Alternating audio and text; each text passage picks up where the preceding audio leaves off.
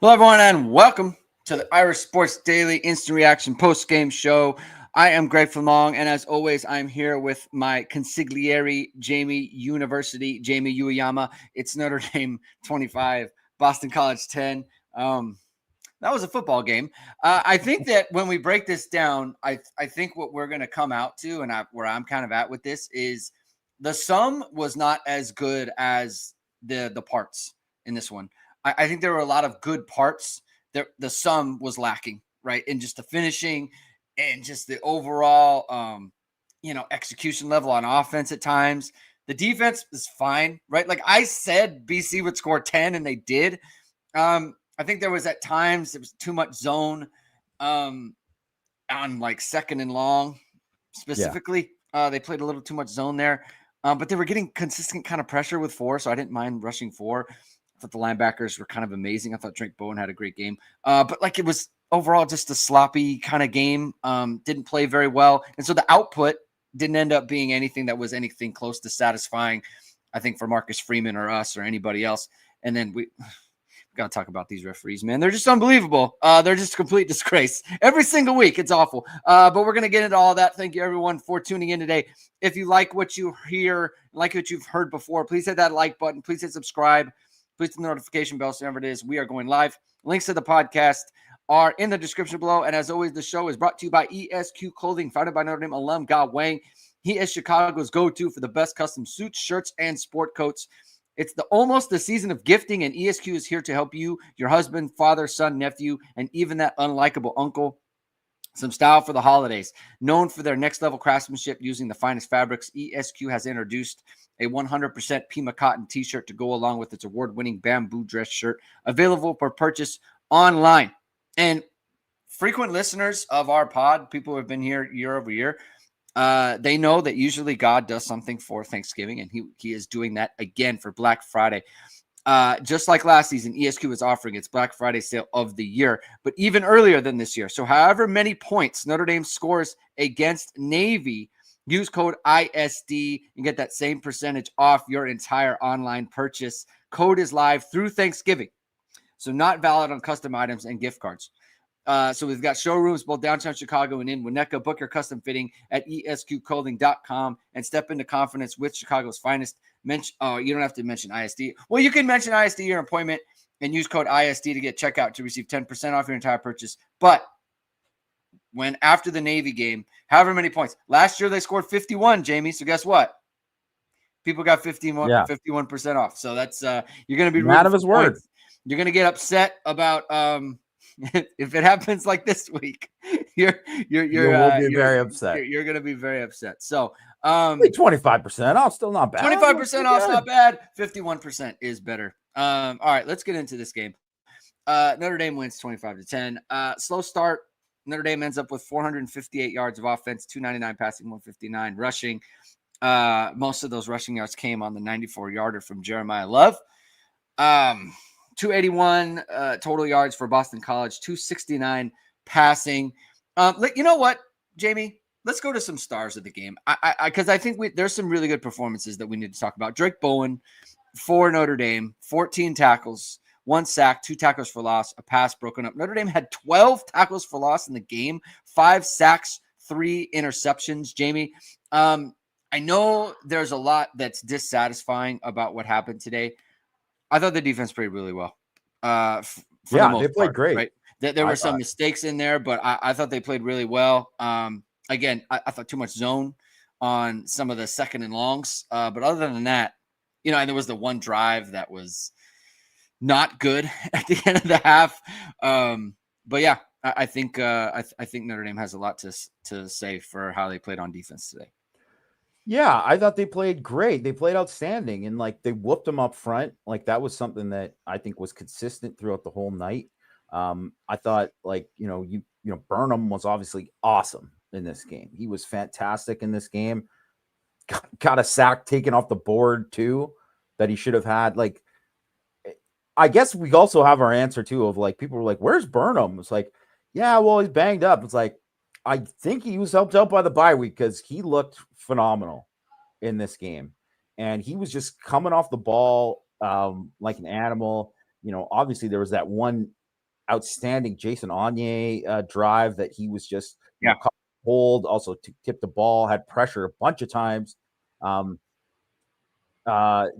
was just a lot to like overall from the really I mean, other than like the second and long, like some of those zone calls where I thought, I don't like that. Like I thought there was times where you could be critical of Chris Asher saying like, man, it was a little bit too obvious because obviously they were motioning out the back, they were trying to do it like they needed to disguise a little bit more, and I thought they did a better job in the second half because that was they did as the half went along, they did a better job of that, and that really kind of messed up because I don't think Grayson James like handled it really well too when he didn't know like what Reed's not there. He really struggled, but like outside of that, and I mean really like the refs are terrible. We'll get on them in a bit, but like that Jalen Sneed play was just it was the dumbest play of the year. It's a really bad mistake. And to be honest, like he had been kind of on the edge all game. You probably noticed he's always on the edge, and I get it, but it's like you have to be,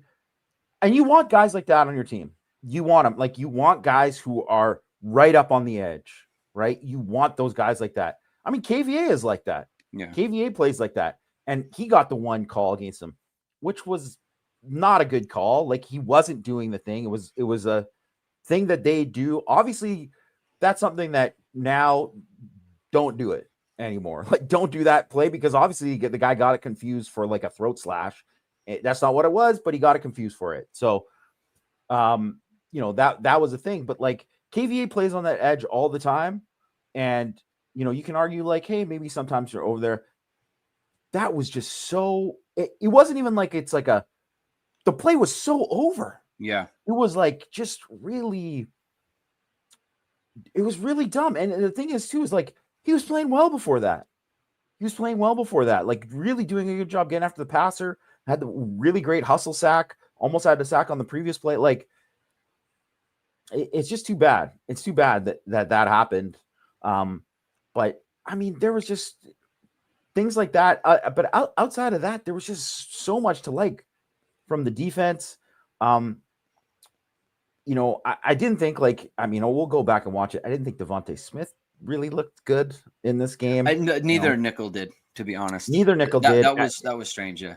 Oh, well, it was a tough matchup. Lewis Bond is a good player. He's an NFL player. Like that was like he's their best guy. They played him in the slot. Like he plays in the slot normally, but they played him like even more so in the slot in this game. And that was a tough matchup that they lost. But then some of those plays too were also like zone plays that he just, he was just open in the zone. And I thought they probably needed to make more adjustments to kind of match up with that. And then the more play where, he gets beat for the touchdown, which we kind of talked about off air, where did look like it looked like he was like kind of thought like, the ball's not coming. He lost focus. Yeah, he did. He thought, because I mean, he was in good position and he got him pinned. And I think that he figured, okay, they're not throwing it here. And he turns and he stops running.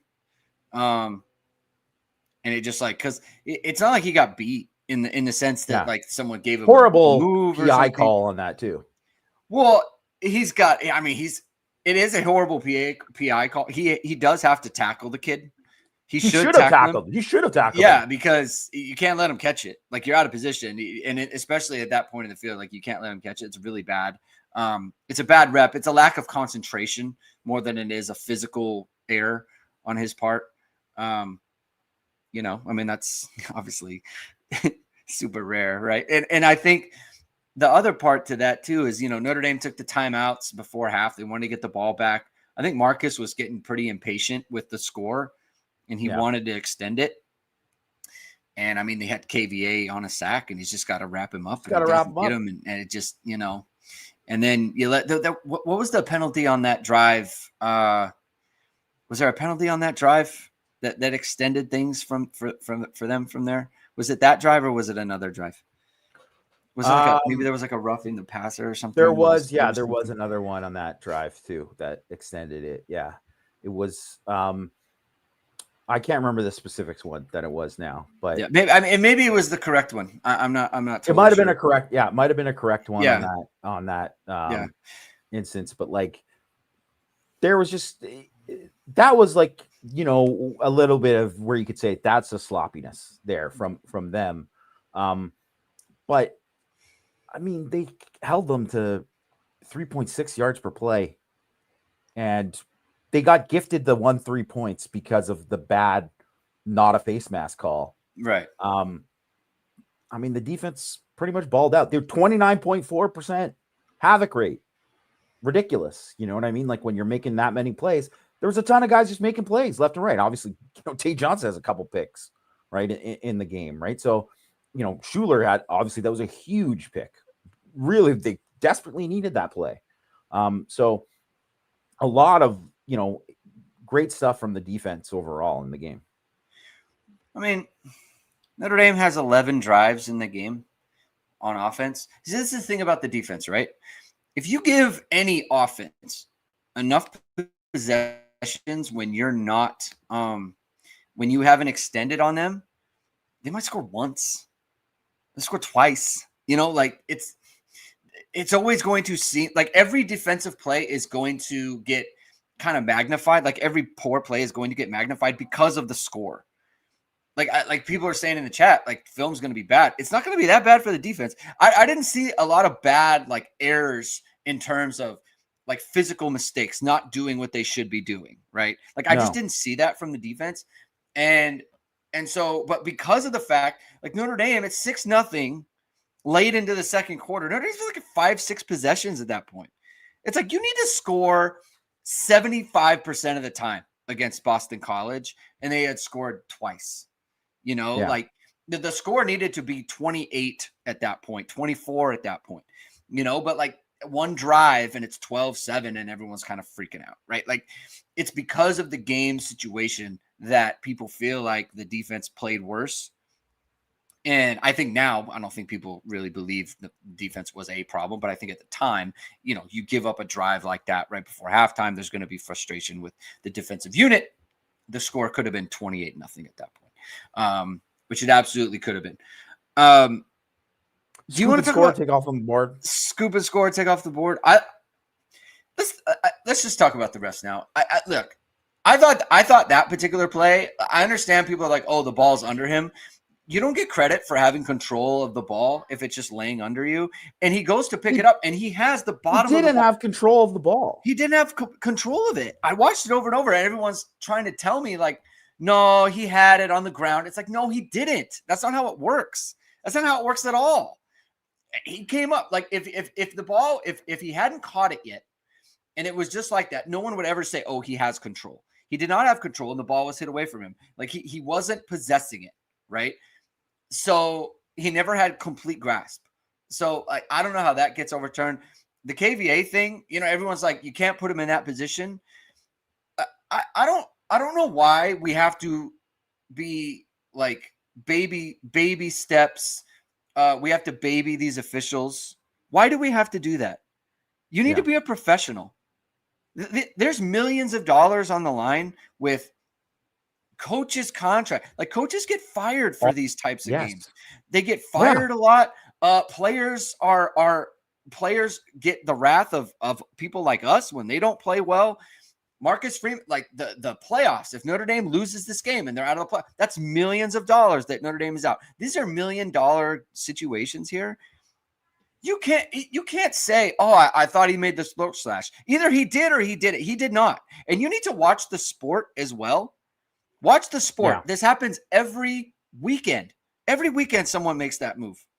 Yeah. On the play to Burnham. You better be darn sure he pulls the face mask because he doesn't pull the face mask at all. It's a 4th down play. They have lost on the play. BC has lost. They are going backwards. They are going to fail. It's going to be a turnover on downs. And you think he pulled the face mask when in reality, he did not. BC gets a free 1st down for that. And the thing is, too, is that, okay, you know what? I get it. People make mistakes. People are human. they have a replay board. They show the replay up there. I see it all the time where they see that the refs see that they're wrong. And then they like say, oh, after discussing it, we picked up the flag. Like, do it. Like, just do it because it was obviously wrong. Ironically, on the intentional grounding, they did talk about it, and they made the wrong call. I know. Because look, okay, the quarterback, it wasn't intentional. That's the thing. He thinks the wide receiver's running a go. So he threw it. He threw the go, and the wide receiver broke it off. He wasn't under pressure. He wasn't evading a sack. Yeah. They're awful. They're terrible. Every week. It's not against Notre Dame. It's everyone. Yeah. It's every game. The Miami game. Same thing. The same thing. They called this kid for roughing the quarterback on a play where they blew it dead late. The kid hits him, but then he tries to hold the quarterback, and they gave him a free first down. It was about to be fourth and forever. He hit the kid pretty hard, I would say that. Play. But he tried to stop, is the point. He tried to stop. Like, you don't try to stop. You just don't need to get a free first down. You don't also, but that's also too makes me think, I'm like, you want to say like the refs aren't in the bag for some of these teams, and I'm like, on a 4th and 9 call, you just don't call that. You don't. You just discuss it, and then you say, hey, listen, we can't give them that. It's not enough to call this game. You have to do that in those plays. Yeah. Like, but also too, I got to say this, because I was watching that game, and I was watching when there was another play or a couple plays later, great catch of the sideline by the SMU receiver, right? Yeah. And got his feet in bounds, had control. They go to the replay booth. They're like, yeah, clearly had possession, blah, blah, blah. ESPN has this ACC replay booth. They don't use it for the Notre Dame game. Yeah. Like, it has to be ACC versus ACC. Yeah. What is this crap? Like, give us a reason for that thing. Because I want to know why that the scoop and score wasn't allowed. Because I want them to see and say, well, we're not sure because honestly, there's no way they could have been said it's definitive, because it wasn't definitive. And I totally understand on that scoop and score play if they had ruled it, it wasn't a completion, it wasn't that, right? Then okay, sure. But the way they ruled it, it's like, I watch enough games to know that you stick with the call when it's not sure. Like, I don't know. Now I got to wait for Terry McAulay to rip these guys again, like he's doing every week. Like, it's just I don't want to go off on too much of a tangent here, because we are talking about Notre Dame football. The non-targeting on Caleb Downs is incredible. He jumps in the air and hits the guy in the face with his helmet, and they kept him in the game. Unbelievable. I can't believe that. All right, we got to get off it. Yeah. We got to get off it. Let's go to the offense. Let's go to the offense. What did you what do you make of the way the offense played today? Well, I mean, BC obviously watched the USC film, and they just sold out to play the run. So, I mean, that's the thing, is that when we're talking about like the running game or the lack of success of the running game, it's like, that's what it was. Like, if anyone wants to talk, it's like, if you just add more numbers there the whole game, then but it's also why they got just cooked in the pass game, and why they gave up like those 2 touchdowns and the other long, I can't remember. I'll look at the how many like explosives there were for Notre Dame, but like Notre Dame had a 40, a 46, a 44, and a 30-yard passing play where they had man coverage with no safety help. Like, they were running like, I mean, obviously the Pauling play and the Fields play, which there obviously had to have been some kind of miscommunication where Pauling on the first one, where Pauling thought. So in the post game, Pauling said he saw he basically saw the way it was being covered, and he kind of altered his route he was supposed to go more towards the kind of like a slot fade kind of thing. But he said he bent it closer to the post because of the way it was covered. He ran to the open space basically, and that led him to the thing. So it was kind of an adjustment by Pauling that almost wrecked the whole thing. Yeah. But so that's what happened there since we talked about it. That makes sense. Yeah. But I mean, obviously those were horrible defensive calls by them, especially in that area of the field when you're calling like cover zero in those situations. And I think if you're looking at it, like this is the kind of game where if like CJ Carr wasn't on point, then Notre Dame probably would have lost the game based on how like everything else went wrong, like the kicking game and all that kind of stuff. Notre Dame would have lost the game. CJ Carr was fantastic in this game, really. Like other than like, you know, a little bit like, you know, shakiness on the start, but like, and he missed the Fields, you know, deep shot that would have been a touchdown at the end. But like, man, he was great and really good on like some of the other stuff. I thought that I would have liked to see them run more stuff to like perimeter stuff to say like just get the ball out in the flat and get those guys yak. I thought that was there. I thought they should have. This would have been a game where it's like it was so obvious to check some of those RPO stuff where they would have had it. Like I think it was just there for the taking, right? So that in that sense too. And I didn't like the I certainly didn't like the third and like you know, a long two. They just ran it up the middle. And then not just that, but it was just like so obviously like they telegraphed it so clearly too. Yeah. Because BC was going to be unsound on that. They were going to like they're selling out completely. Yeah, they were being unsound and Notre Dame was playing into that. And so they kind of let BC off the hook there. BC took a chance and they let them kind of get with what BC wanted. Like Notre Dame did what BC wanted them to do in that spot.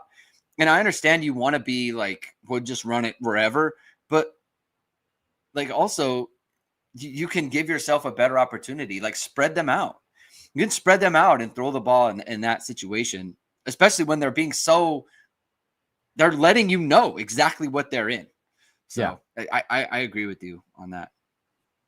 Yeah. So, I mean, I think you have the fumble when you're about to like punch it in, basically.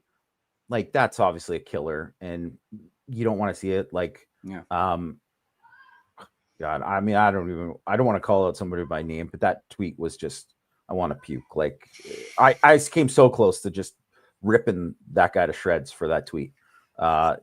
Everyone could figure it out on their own, but. God, I might actually say something to his face after that. The next time I see him, that was pathetic. Honestly, it's unbecoming. Don't be a reporter, man. It's disgusting.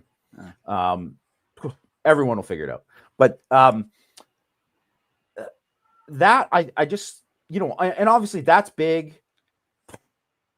You do such a great job to get into the field goal range with a 35-yard chip shot. And I mean, it's not even close. And I mean, the extra points, like, oh my, I mean, you can't even make that up. Three different guys. Has that ever happened in a game before? Three different guys missed extra points? It's happened in 1996, I think. I sent like Sinja. I mean, I'm telling you, this goes back to, and if you're younger, right? If you're a younger Notre Dame fan right now, this is circa 1996 with like Jim Sanson and Scott Sinja and Kevin Kopka. It was awful. I mean, they were truly bad. And it is like this. It is like this. And obviously, how does the entire room have the yips? It's the entire room. Yeah. We're talking about extra points.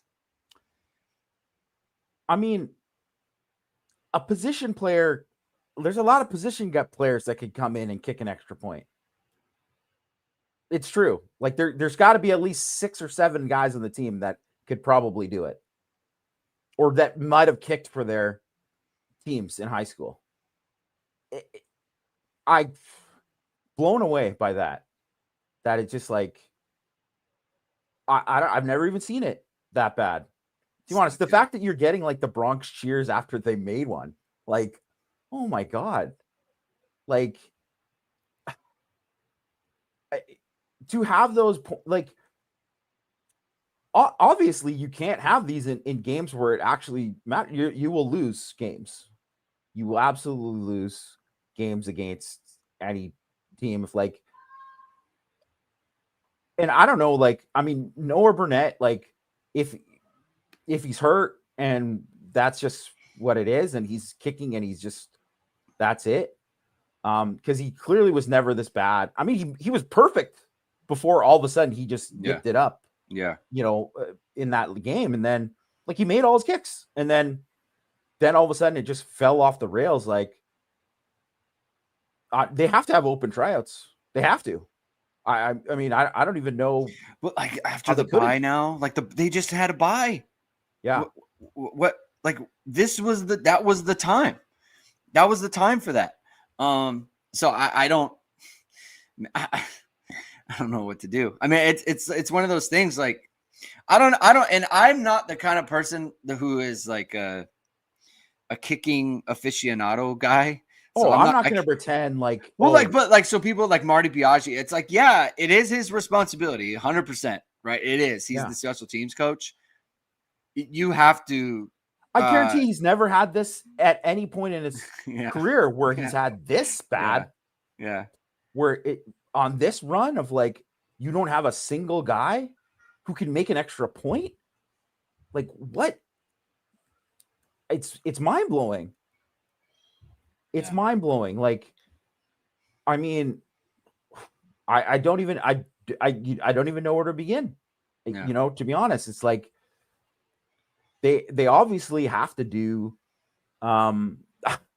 it's something, and whatever you're doing, you know, and I can't. Sorry, it was Jacob Paulus who brought up. I think it was Jacob Paulus who brought up the you know, during the week about the James Harrison thing. Yeah. Get this guy in, pay him a fee. Tell him they got to watch the back. If they don't make this kick, they got to watch his back, because that's the thing. Like, wow, I don't even know. I don't even know where to begin. It's like, the thing is too, is like BC has a kicker who's perfect. All these, almost every single team that Notre Dame has played this year has a good kicker. Yeah, we're talking about extra points. I mean, it's like, you of course you should be perfect. You should never miss extra points. Like, it's like sitting there. Michael Baluto, this is a good point because I noticed it during the game. After the extra point missed by Marcello Diomade. Yeah. Is it Diomade? After he missed that extra point, the freshman Eric Schmidt was like laughing on the sideline. It was not immediately after. It was after they had gone to commercial. So I don't want to. He wasn't laughing in response to the miss per se. No. It was something else. But it doesn't look good. And look, when you're a freshman kicker, you don't have the awareness that, like, hey man, like, they're going to be cameras on you. Like, you got to be careful. Like, it doesn't look good. It does. I don't want. I don't want to be the kid from Georgia. Who exactly. Hooting and hollering on the sideline. But it looks bad. It looks bad. It's a lack of awareness. It's just a bad look. Altogether. I'm going to say that guy's not going to be on the team next year. The freshman kid. The freshman. Like, that is the kind. Do they give a scholarship? He's going to have to. It's like, he is either going to have to turn it around and show he's doing something here, or he is 100% won't be on the team next year. Yeah. And I wouldn't say that about just like anybody on the team. Like, I'm not that kind of person to just like be like, cut this guy, whatever.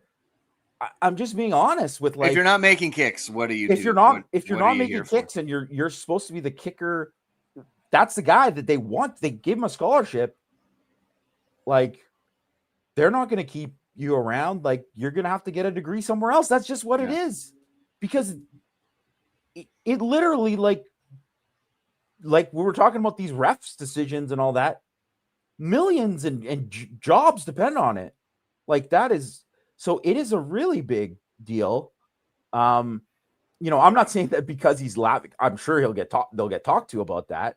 Even if it's not even a thing where they're reprimanding, where they're just like, guys, you got to be aware here. Yeah. That it's going to be, because there's no way. Like, I mean, I'm sure guy's parents are probably going to be like, oh my God, what are you doing laughing on the sidelines on this? Like all of that, right? But just, I mean, I'll just be straight up honest too. Like I am biased against kickers. I do not like them. I had kickers in my college career, like who missed kicks, who ruined games. We lost games. And I just have never been like, everyone's like, hey, this guy's a good guy. I'm like, yeah, make a kick, man. So there is a bias for me, but yeah, it's, I don't know. You try to brush it aside. I think last time you say, okay, well, they had the game and we'll see what happens with Burnett, see if he's healthy, whatever. Yeah. When 3 guys come in and it's like, it's not even like it's, the Burnett one was at least a doink. Yeah, like he almost like, made not it. even close. Like, yeah, like the other one was like, Jesus, you're missing it by yards, and it's an extra point. Yeah, no bueno. Marcus Freeman, Marcus Freeman's got to be sick. A lot of people are probably sick from last night eating all the chocolate that they ate, and some of that. And you know why you get sick, Jamie? Because it's not quality chocolate. You need to get quality chocolate, right? And so when you can tell when it's different, when the chocolate hits different, you can hit different with Goods Candies, a small Indiana-based chocolate company with recipes going back nearly 100 years. They are a small batch producer of decadent confections ranging from toffee to cream centers to their latest offering, peanut butter bombs. I mean, you got the Reese's cups, right? And those are good, but peanut butter bombs, Jamie, you got to hit it. Forrest Gump said, life is like a box of chocolates, but Goods Candies wants to make sure you know what you're getting. Its cream centers have a unique design, so you'll always know what's waiting inside. All varieties are offered in milk and dark chocolate. For business listeners, Goods Candies offers customized chocolate bar gift boxes. These aren't customized wrappers like you get at the bank. These are customized chocolate bars that can include your logo or a message. These make the ideal client gift, and Goods Candies can handle all the shipping for you. The website is www.goodscandies.com. Viewers can save 20% off through the end of the year with promo code ISD. Place your order online or reach out to Goods Candies at goodscandies.com with questions. Nick Hernandez wants to talk about Tae Johnson. So let's talk about Tae Johnson. 2 interceptions in this game. Let me look at the tackles for everybody, since we're talking about Tae Johnson. 5 tackles, 4 solo, 2 interceptions, 1 pass broken up. I mean, he's a rising star. What can you say? What can you say? And I don't want to pat myself on the back, even though I am going to. It was what we called this. We called this, Jamie. We said he was going to ascend, and he did. And he absolutely did. He's fast. He's long. He has good range. He's a good tackler. He has all the qualities you want in a free safety, Jamie. So any words on Tae Johnson? Man, obviously he's like, we saw some of the stuff too with, you look at like, the USC game and some of the things too, where you're like, yeah, he's still learning, but it's like, man, this guy, he's like ground floor, and he is just like, he's going to be so freaking good. And he's already like making these plays. And you can say like those plays are like, oh, okay, well, those are overthrows or whatever. It's like, those are like, X Watt's got a bunch of those, those are plays. You are in the right spot. You are in the right spot. And man, that Lonergan pick was just a horrendous decision and throw. Like, should have been picked by Schuler and then was picked by Tae Johnson. Also too, I mean, I understandably Grayson James was hurt, but how you not start him? Lonergan looked good. Like, oh my God. It was, I mean, it was like we said, Jamie, I think they honestly like didn't want to put him through it. Yeah. Honestly, I do think that's what it was, because they couldn't block Notre Dame. They really had a tough time. I mean, both the guys got hit a lot, so that was the thing. But I think really, like, you know what? As much as we want to give love to Tae Johnson, I want to give love to Luke Talich too. Yeah. You mentioned that play. That was a heck of a play, and we could say like, yeah, he's gotten some of like these picks in garbage time, but he's gotten picks. Guy just makes plays when he's out there. And he's not, I think he's a very specific type of role. Like he has to be in there and it's like, you're playing man on a tight end, but he also had another good play where he was man on, Jermaine Franklin. They threw one up for him and he had really good coverage on there too. Like he's a unique guy because he's like 6'4", like basically like 220 pounds. You don't have too many guys that can match up on a tight end like that are that long, that are that fast, that can do that. And he can do that. And that was a heck of a play. And honestly, too, obviously it was, a fourth down play. It was a huge play in that situation. On the fade ball. I mean, if that's a good pass, it's intercepted. Yeah. I mean, he had it. Great coverage. Had it read. You know what's interesting about him is he's tall and he's fairly long. He has good feet. Yeah. He has good feet for in like man coverage. Like you never really see him in a bad position in man because he's out there doing a really good job. There was another play, speaking of coverage, I think it ended up being a sack for Notre Dame. They tried to get Drake Bowen on a wheel route and he read it and he was on top of it, and then the quarterback had to scramble away. And I think it was one of those plays where it was like either a sack or it was a throwaway type situation. But like he kind of, I don't want to say he blew up the play because he didn't, but I think they set it up to get him basically looking at his eyes in the backfield and get him up the sideline. So I thought he did a really good job. Adon Schuler has had a good game today, I thought. Zachary was uneven. By the way, on Christian Gray, Freeman said he practiced all week and he practiced all week and he went and it was like maybe he could go, but they weren't confident that he could go play after play. It was going to be at the level they wanted. So basically they went with Mark Zachary today. He was kind of up and down. He didn't have a great game. He didn't have a bad game. It was just kind of it is what it is. Unfortunately for Leonard Moore, he got beat for the touchdown. That's not good. I thought the D-line was impressive. I thought they were doing some good stuff. I thought KVA was an absolute monster, just kind of getting into the backfield and creating havoc. KVA with 9 tackles, 6 solo, 1.5 sacks, 2.5 tackles for loss. So basically the 1.5 sacks go into the tackles for loss. So that gets repted. So he had 1.5 sacks and then another tackle for loss on that. You mentioned Onye before. Oh, I'm sorry, Josh Burnham before. He had 3 tackles on the game, all for loss. He had 3 tackles, all for loss. And then he had, he had a quarterback hit as well. Or I'm sorry, another quarterback hurry. Notre Dame credited with 9 quarterback hurries. Jason Onye with 3 quarterback hurries. I think he had another. There was a holding call that he forced as well. Yeah, he forced a holding call. It was big. Yeah. It was actually like a huge play because it got them out of field goal range. Yeah. And like that started when it became like, I think the play after was the grounding that just, but it was already the drive was already ruined by that. Like that holding call, they had to get a sack or a holding call and he kept winning and eventually drew the sack. Probably could have had some more holding calls on their O-line too. Yeah.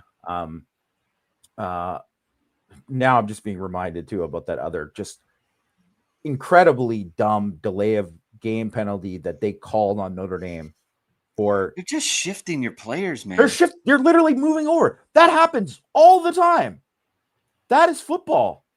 Like if that is good, I tweeted out like get robots to call the game. If this is a call, because what are we doing here? That was so stupid. Especially and then it was just karma the next play. They false start again too. It's so weird to have a simulating the snap penalty when the offense literally simulates the snap.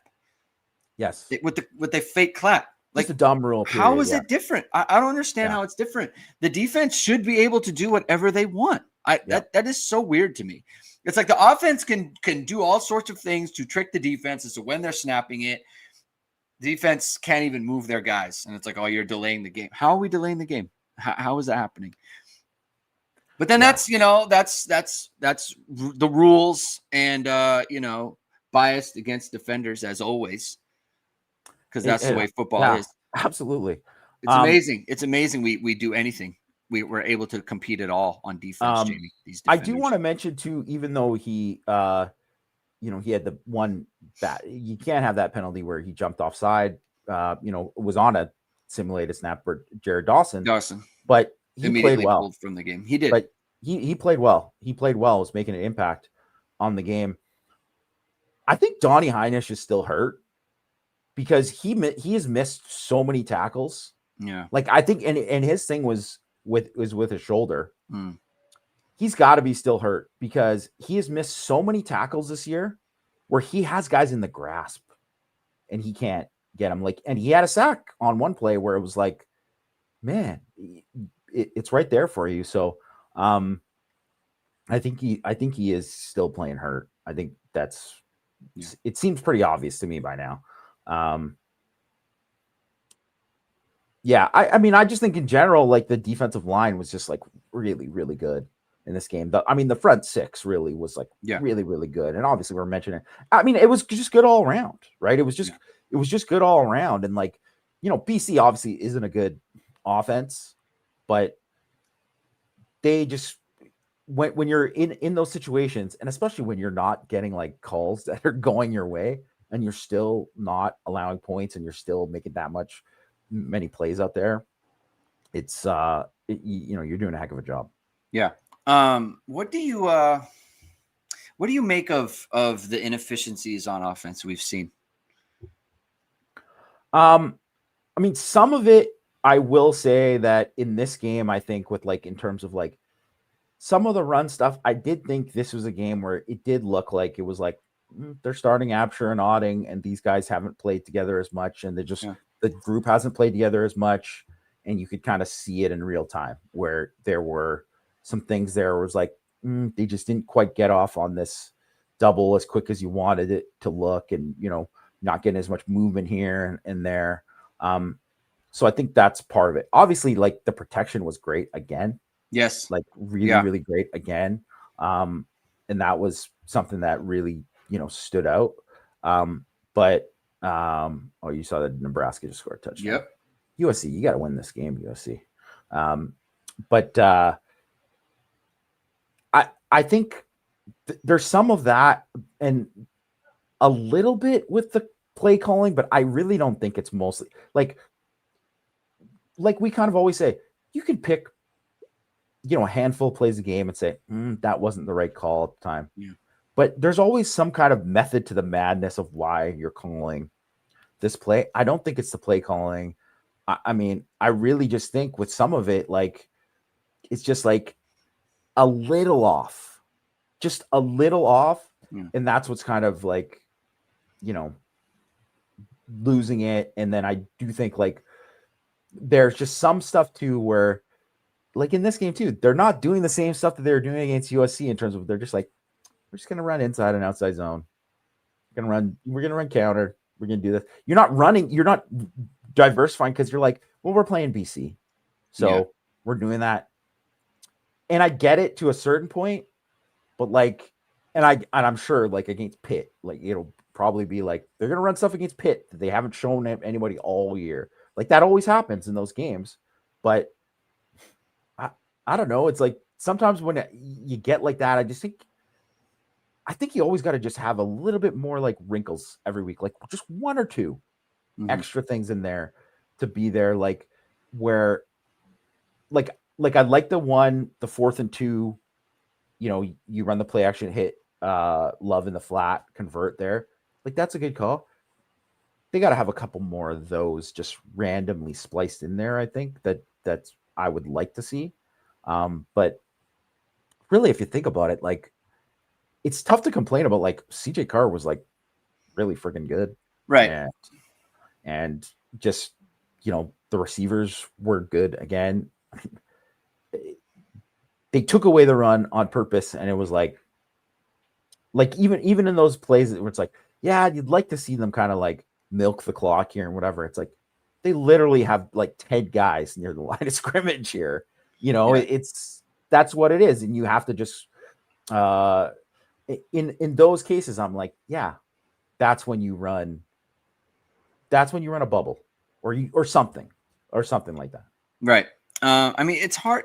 It's kind of what I was talking about at the beginning where it's, you look at the pieces And, CJ Carr, 18 to 25, 299, 2 touchdowns, no interceptions, 72%, 198.9 passer rating, right?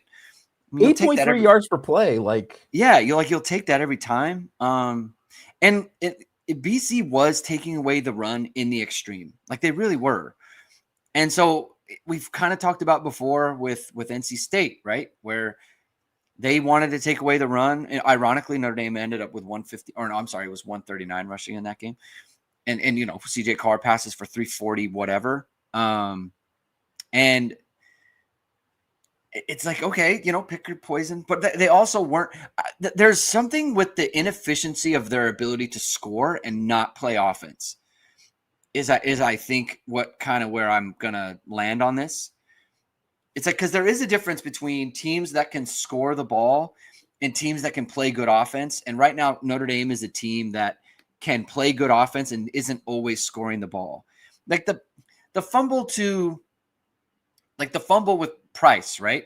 Everyone kind of says, oh, Notre Dame's red zone struggles continue. Well, it's not really red zone struggles when you fumble. Same, yeah. Like, it's not the same thing, right? Like, you're not getting stopped. You fumbled on first down when you ran for 3 yards and it was, first and goal from the 6, right? Like, it is. I don't know if that's technically a successful play, but it's not a bad play. Like, you are on the way to scoring and they fumbled, right? You can't fumble in that situation.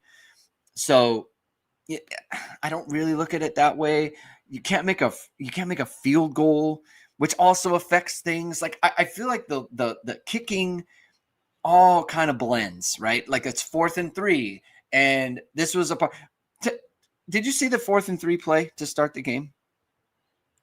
Yeah, no, I saw it. Yeah. Okay, I'm going to tell you why I'm asking you that, because again, this disgraceful situation that we find ourselves in with the YouTube TV and ESPN. So what happens is I have YouTube TV.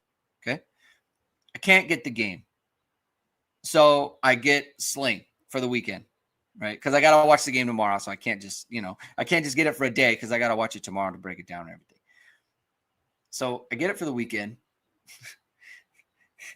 The game goes to overtime. They put the game on ESPNU. Sling has ESPN, ESPN2, ESPN News. They don't have ESPNU. And there's nothing I can do. So I'm watching it on the stats page and I'm just like watching. So but long story, what happened on 4th and 3 there on the first drive of the game?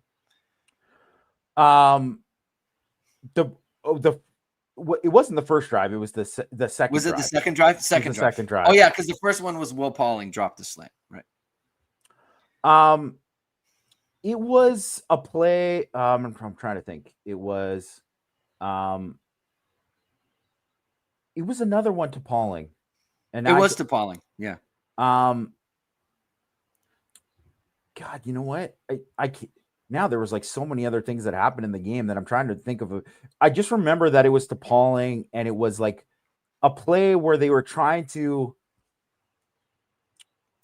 hit something, but it just was like there was something about someone said the backer, right? The backer, yeah. Yes, the backer jumped it. It was by the way, that backer Owen McGowan made a couple big plays in the game. Was he the one who stopped Love on the fake punt? It was him too. Okay, but that Love, is what is going on with that? Like that is that is a situation where I'll run him to the corner. Just make a move. Why are you jumping up in the air? He didn't go low. I was like, dude, of all the things, what a weird. But that's kind of what I'm talking about. It's like that is what I'm talking about. You play good offense, and then it's 3rd and whatever, and you just go boring vanilla, and you run a play that like everyone knows is coming, and you run it and they stop it, and then it's like there's myriad plays you could run to get this, and instead you try to fake a punt, and your running back could just cut up field and get a first down, and he jumps sideways. He's not even going forward. Jumps sideways. Yeah, that was it was ridiculous. But okay, but yeah, that 4th and 3 though is a perfect example of how like I think you can't call just like a standard play there. Like you have to, that's where you're like, I'm calling one of your 2-point, you have to have 4th down calls. And I think that like Denbrock did more of that last year on 4th down. Yeah. Where it was like, this is a specific call for this situation.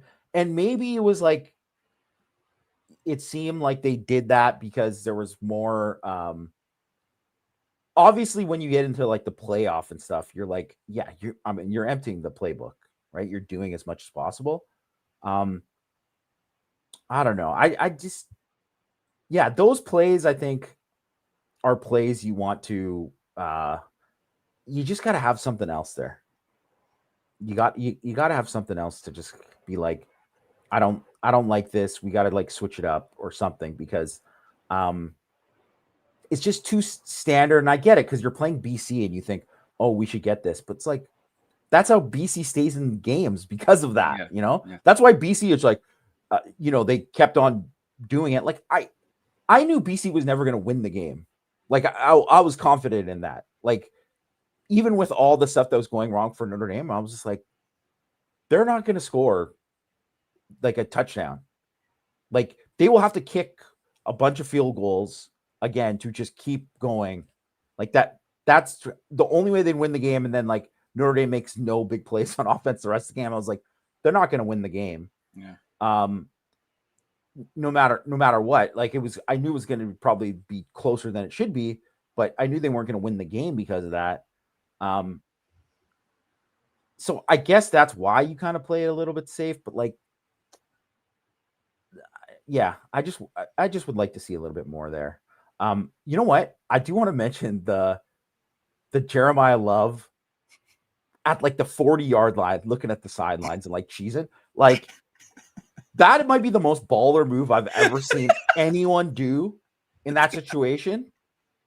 There was a thing with like, remember Kenneth Walker scored that touchdown a few years ago when he was at Michigan State. For Michigan State? And they were like, him and the receiver like dapped each other up when they were like, oh yeah. And it was pretty sweet. It was pretty sweet when that happened. I thought he was going to get a penalty. I couldn't think of what it would be, but I did think. I don't know how. I mean, taunting your own sideline, like you could just call taunting. I guess, right? Looking at your own sideline is taunting the opponent. But it was honestly incredible. You got it, honestly, man. That's what I'm talking about. Like, there sometimes the refs they put you in positions where it's like, hey, I used to be doing this all the time, and now it's like I do something and it's illegal, and it's like a big problem. I thought it was pretty cool personally. Gosh, what a strange day. The people were saying the Fubo was also not the you didn't have ESPNU, and honestly, 100%, I'll bet you that's why they put it on ESPNU. You have all those other channels. You got to get the ESPN because you got to get the ESPN app. You got to. And that's why they kept putting it on. That's why they did that. That's why they put it on ESPNU, because that's the one that the other two that people will go to don't get. Yeah. These people, man. I'm telling you. You. For the next time you say, well, I got to sign up for the ESPN app. How many times is going to happen? How many times is going to happen? There's a problem. I said Fubo. Yeah, Fubo. Well, I'm going to tell you, it's going to keep happening because they're going to keep doing it until everybody's on the ESPN app. That's just what's going to happen.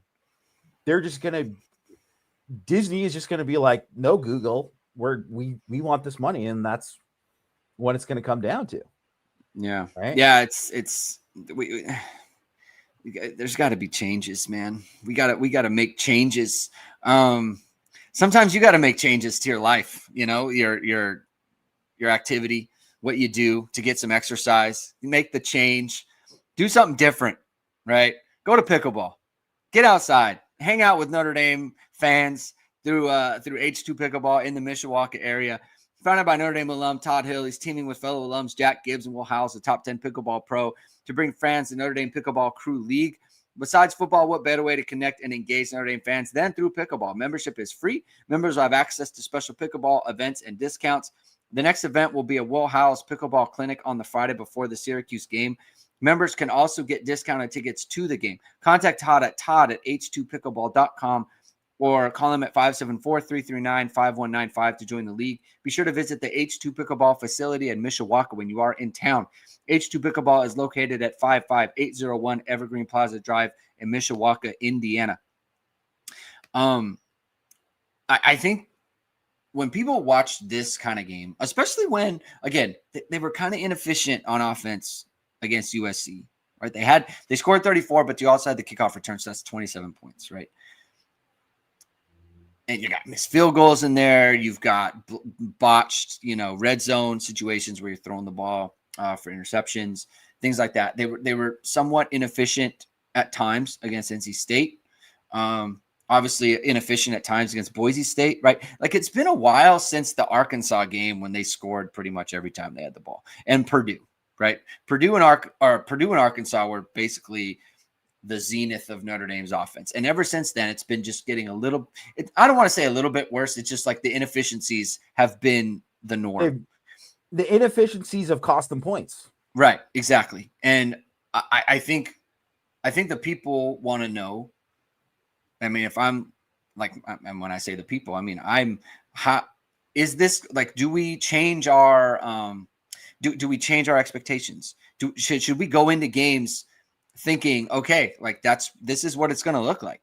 They're going to move the ball, yes, but they're not a very efficient team scoring the football, and we need to be prepared for that on a week-to-week basis. Do you think that is the case? I kind of think you kind of have to be like that now,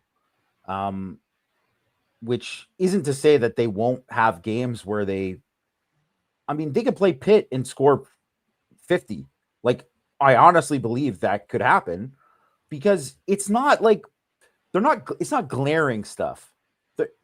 Most of the stuff that I think is like very fixable, like very just like tweak this here, do this there. Like if you said like, okay, short yardage in this game, it's like, the short yardage in this game, the only time they had short yardage was like late in the game when it was like they got 10 guys in the line of scrimmage, and it's like, you should call something different here. Like, that was the only real area of that. But, or like red zone, well, because I think overall they were what in the red zone? Hold on, I'm looking. Like, they were 1 of 3 in the red zone, which are like, man, that's terrible, and it looks terrible. Well, one was the fumble where they were like literally going in to score, and the other one was the field goal that I'm pretty sure the other one was the field goal that he missed, right? Like, yeah, that's there, right? And like, so there are. It's not to say that like, yeah, the fumble is like a bad thing, but it's like what Marcus Freeman said. What are they supposed to bench Jadarian Price? It's like, no, they still got to play him. He's awesome. Like, don't fumble there. Like, they just emphasize don't fumble there. Like, that's all they can do. That's all they can do. Like, he's too good to not play. It's like Kyron Williams has had problems fumbling the ball, right? Yeah, forever. He's still got a fat contract from the Rams because he's a baller. And, he had some fumble issues at Notre Dame too, but it's like, you're still going to give him the ball. Like, you don't want to have those things to happen. It wasn't like this game again where you're like, oh, CJ Carr threw another bad red zone pick. Didn't happen. Wasn't that, right? So I don't know, like, and it was like a weird game because of like the lack of plays and all of that. And it's just like one play here where it's like they went for the jugular to kind of hit the Fields play and you miss. There's all of that, right? There's all of that happens. So, I think you just look at it where like, you just realize like Notre Dame is a very good offense. They're not an elite offense until you start seeing like they stack up a bunch of games where it's like, yeah, we're not seeing that anymore. Yeah, because it's the only way that really you can look at it. And obviously too, we don't know like if all of a sudden it's like, well, Billy Schrouth is back, and it's like, wow, they're looking like this, all these other things, or Greathouse is there, and then all of a sudden it's like, well, they take another leap because they got this extra piece there, and all these things that maybe we don't really think of because we're just thinking of like they clearly still have like a ton of weapons and they still have a more than good enough offensive line there. But I don't know. It's tough to say because like I do think like if you're looking at like you there are so many spots where if you looked at the last I guess 3 or maybe even 4 games where like they really need the defense. That's like the defense had to step up. I guess the good news is like the defense has pretty much done it every time. Yeah. And you can feel like the defense is now that's where we could say about the defense. It's like the flip side where now you're like, well, the defense is like, I don't know if we're going to call it elite. Pretty darn good. And that's what makes them a good football team. Yeah. I mean, I think on the same way as the offense, like you can count on it now, right? You can count on the defense playing a good football game. And we can, kind of close it with this, like on this conversation and then the show too. Like while they were inefficient, yes, like BC gets the ball, start second half. They go 21 plays, 74 yards, take 11:20 off the clock, right? Granted, they didn't score a touchdown, but it was 12-10.